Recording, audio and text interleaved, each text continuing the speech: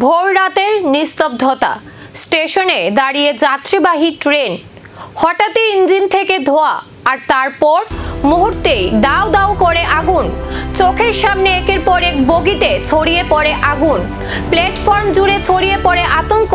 সোমবার ভোর প্রায় 3:25 বিহারের সহরসা জেলার সিমরি বখতিয়ারপুর স্টেশনের 2 নম্বর প্ল্যাটফর্মে পৌঁছায় সমস্তিপুর সহরসা প্যাসেঞ্জার ট্রেন।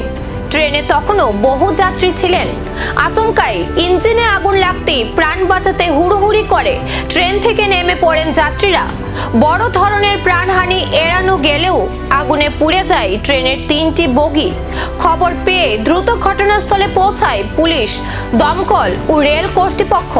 প্রায় 2.5 ঘন্টার চেষ্টায় আগুন নিয়ন্ত্রণে আসে, তবে এই অগ্নিকাণ্ডের জেরে সাময়িকভাবে ব্যাহত হয় রেল পরিষেবা, বাতিল করা হয় একাধিক ট্রেন, আর বেশ কয়েকটি ট্রেন নির্ধারিত সময়ের অনেক পরে চলাচল করে। কিভাবে আগুনের সূত্রপাত তা এখনো স্পষ্ট নয়।